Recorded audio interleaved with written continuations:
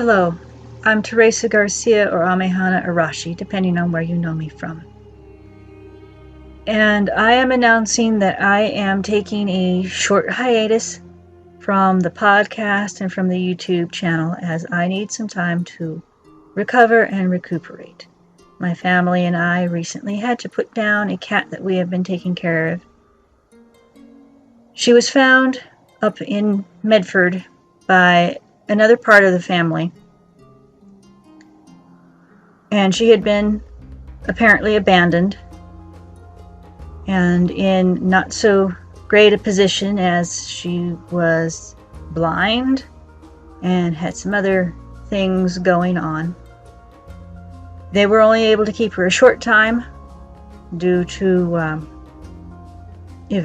what was going on in their household, so my mother was called on to transport her to her house in order to be able to rest, recuperate, and hopefully be given a longer life, because it was becoming more and more apparent that there were medical issues that may have been behind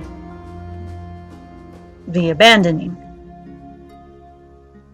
She ended up having to do this trek on a very, very rainy day, and so it was not safe for her to go all the way up to Medford from her home and then all the way home. My home is about halfway between her place and Medford, Ashland area. So she stayed here that night, intending to take her the rest of the way home the next day. And in that time, it was decided that she would just stay here to be taken care of. My daughter's boyfriend fell absolutely in love with her, the cat. She came to us named Mama Cat. And it was quieter here, and she didn't have to worry about the dogs at my mother's house that belonged to my mother's housemate, who's currently staying at my family property with her, and didn't have to be worrying about, my mother's housemate being able to take care of her while Mom is gone, because Sandy does not have, full use of both arms. So Mama Cat stayed here, and she started getting better, and I was able to start getting weight on her. She was looking healthier and healthier. And then my daughter moved out. She and her boyfriend were not able to take that cat with them. They could only take my daughter's emotional support cat. And then they weren't able to, make it a good situation to bring another cat into. So she continued to stay here as part of the family to be taken care of. And then, very suddenly, she started having extreme bloody diarrhea, where it was basically looking just like blood all through. Couldn't tell what was normal and what was the blood.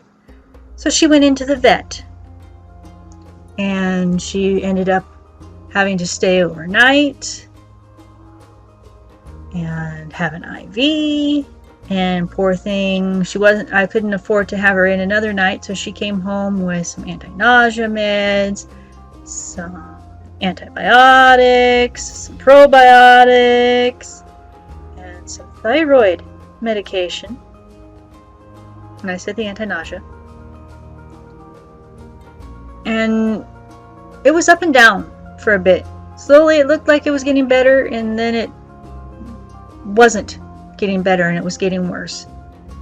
My daughter made it up for her graduation, and thankfully both she and her boyfriend were able to be here to spend last days with Mama Cat. Mama Cat, I was hoping was going to be turned around by spending time with her people, all of her people, and it seemed to be working. She seemed to be getting stronger, and then even though the bloody diarrhea wasn't an issue anymore, we were still having other issues with getting her to eat, getting her to drink, getting things into her, and it was extremely hard. So yes, I have to recover from that and from having to put her down when it was obvious that even that wasn't going to help her pull through. So hopefully this hiatus should only be a couple weeks or so. I need things to go a little bit slower. I need a little bit of time. I will be working on my other work, of course. But I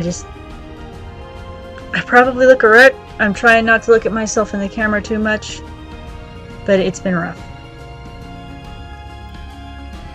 Whoever dropped her off in the first place to start this whole chain of events for her to be found and her to eventually make it here is a real piece of work, because you should not just abandon your animal just because of some medical issues or just because they're getting older in years. Would you abandon your own mother that way? So I'm sorry. It's just something I feel really strongly about. Cherish your animals, people.